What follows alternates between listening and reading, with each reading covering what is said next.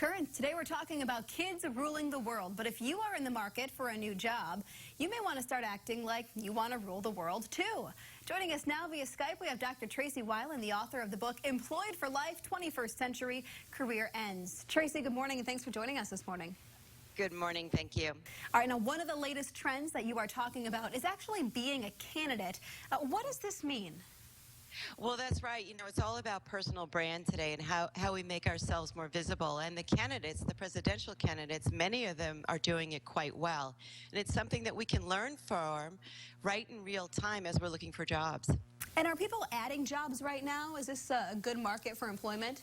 Yes, according to Career Builder, the market is very good. So it is a time, if you're looking whether for an opportunity in your office where you work or outside, this may be the year of 2015 to look for jobs. All right, so you talked about that personal brand. How do we market ourselves like a candidate? Well, you know, number one is you'll notice in every debate they're given an opening line where they can set themselves up as being unique, different, and why they're qualified for the job.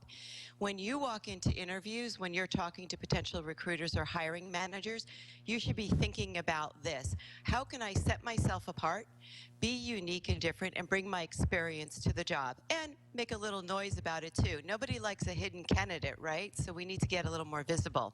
And so how do we do this? How do we rebrand ourselves if this is not something that we're used to? Right. So rebranding happens all the time. Just look at the candidates. Carly Fiorina, you know, Donald Trump has rebranded him a few times. Think about the person that, or the job, yourself in the job and the persona that you want to be. Start walking the talk and acting like you have that job.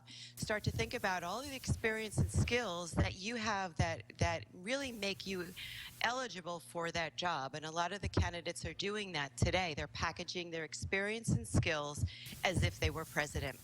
And who should we look at for an example right now as far as this rebranding? Who's doing a good job of this?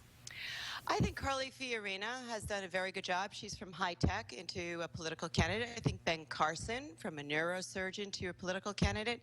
And Donald Trump, quite frankly, has rebranded himself from real estate to entertainment to be a potential political candidate.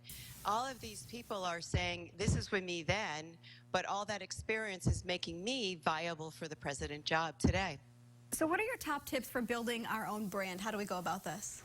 Well, number one, I think everyone needs to have an elevator pitch, and that's why I encourage people to watch the debates. That first 30-second statement is an elevator pitch. It's really as if you got into an elevator and you had 30 seconds to deliver a message to someone, what would that be? You want to say something that's powerful, unique, strong about your skill set that you can bring to the job at hand. Number two is I think you really think, you know, you have to think about yourself in the position, right? So that as a candidate, we want to see someone who is walking the talk of the job that you want to be in, and I think that's very important. And you need to market yourself and brand yourself, you know, using your social media, you know, the projects that you take on and how you deliver, you know, assignments at work. And you want to make sure these people remember you when you're able to make these pitches. Who's doing a good job of that right now? Who's had some memorable moments? Well, you know, I actually think that Marco Rubio did a very good job of bringing personal anecdotes to illustrate a point. He usually talks about his family, and people remember that.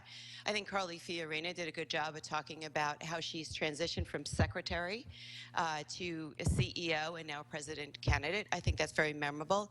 I think Donald Trump has very succinct messaging. He talks about immigration. He talks about jobs. And people will remember that, and I think people want to hear strong messaging. I think Ted Cruz has a very strong point of view.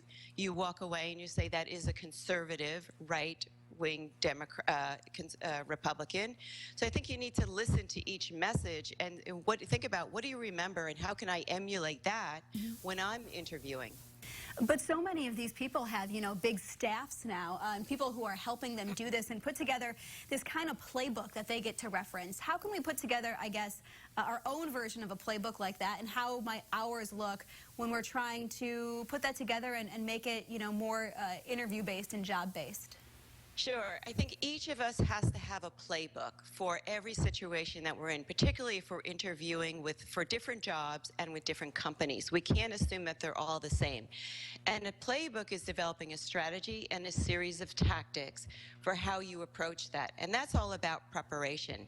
Before you go into a job, you should be researching the firm, looking at the people that you'll be interviewing with, what kinds of skills, experience are expected in the job, and talk to people before you sit down for an interview, because now we have tools such as LinkedIn and a lot of the social media. We can go out and meet people who work at the companies and develop a playbook. The playbook for one company may be completely different than the playbook for another company. All right, Dr. Tracey Wilen, thanks so much for joining us this morning. Thank you.